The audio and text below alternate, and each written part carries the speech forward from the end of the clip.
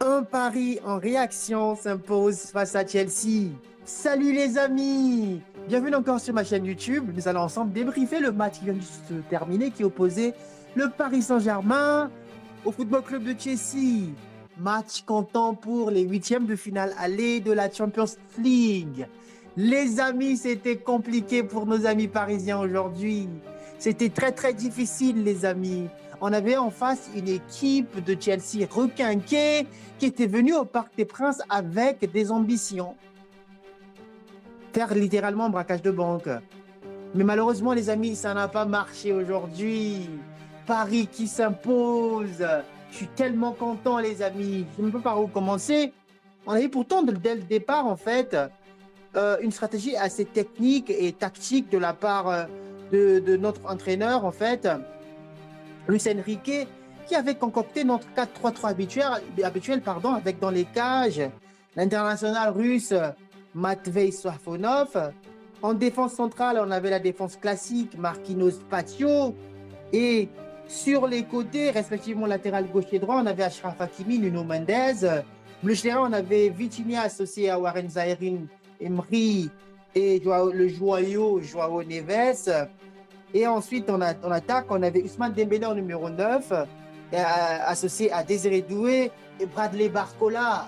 Du côté de Chelsea, ils avaient plutôt une équipe aussi un peu changée aujourd'hui, hein, avec dans les cases le gardien Jorgensen qui était très bon hein, suite au dernier match en fait de Chelsea. En défense, on avait l'international en fait qui est très connu aussi en français, Wesley Fofana. On avait Chaloba, Cucurella, Malo Gusto aussi, qui est international français aussi. On avait Caicedo, le terrain, avec l'expérimenté Rhys James. Et, et en fait, au milieu du terrain, on avait l'excellent Enzo Fernandez, associé à Neto, Cole Palmer et en fait, en attaque, Joao Pedro. Les amis, c'était compliqué pour nous les Parisiens. Le Chelsea, ils étaient venus pour faire du jeu et on a eu une équipe qui était très asphyxiée par la pression de la part des Blues hein, et qui n'a pas pu vraiment, qui a vraiment étouffé l'équipe parisienne jusqu'au moins à la 10e minute qui, suite à un chevauché du côté droit, ils avaient pu trouver Barcola qui, d'une frappe, foudroyait le gardien Jorgensen qui ne pouvait rien faire face à cette frappe du jeune Barcola. Pour une fois, je suis très content de voir Barcola marquer parce que de nos jours, Barcola, il était très bon, mais il lui manquait cette partie de finition. Ça faisait 1-0 pour le Paris Saint-Germain et je sautais directement dans mon fauteuil en disant Paris SG, tous ensemble nous chanterons tout cet amour que nous avons pour toi. Après quelques instants après, le match s'est complètement rééquilibré hein, avec un Chelsea qui a fait du sale, entre guillemets, en fait, en égalisant à la 28e minute grâce à l'international français Malo Gusto qui a été très bien servi et qui a su frapper et tremper Safonov qui, là encore, était un tout petit peu fautif parce que sa frappe il pouvait bien la repousser, mais malheureusement, il a fait une faute de main qui a coûté très cher au Paris Saint-Germain et ça faisait un but partout. Suite à cela, juste avant la pause, on avait un Ousmane Dembélé qui, virevoltant en fait, c'est une contre-attaque bien lancée, Vitinha qui a trouvé dans le trou en profondeur, Ousmane Dembélé qui avec une gestuelle digne de Ballon d'Or, double crochet gauche-droite, qui est pour tremper en fait le défenseur de l'équipe de Chelsea, et ensuite une frappe croisée pour tremper dans un second temps Jorgensen, un véritable but de Ballon d'Or. Et après cela, c'était très compliqué en plus. Nous, on commençait à avoir un peu de la maîtrise sur la rencontre, hein, le Paris Saint-Germain. Et on arrivait jusqu'au niveau des vestiaires, hein, en menant au score 2-1. Au retour des vestiaires, en fait, ça a changé.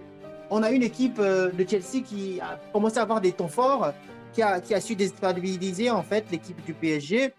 Et très rapidement, on a trouvé Paolo Neto dans le côté qui a pris de vitesse Marquinhos et il a pu ressentir en retrait en fait. Il a pu centrer en retrait et trouver en fait Enzo Fernandez, l'international argentin, champion du monde, qui a trempé Safonos, qui cette fois-ci ne pouvait rien parce que on avait un Marquinhos qui était pris de vitesse. Je ne comprends pas. Par rapport à ça, je ne comprends pas. Pourquoi on peut laisser Marquinhos en un contre un avec un joueur comme Pedro Neto, sachant que lui, il n'est pas assez rapide, les amis.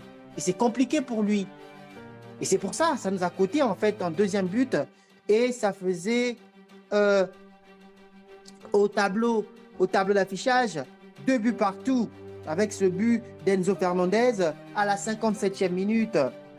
Juste après, on a eu des changements et quelques temps après, c'est arrivé avec une erreur très très grave en fait de Désiré Doué qui par la suite est sorti. Hein, et on a eu encore un PSG qui a pu revenir au devant de la scène grâce à Vitinha qui, après avoir été bien servi, a eu cette justesse technique de pouvoir lober le gardien Jorgensen et ça faisait 3-2 pour le PSG.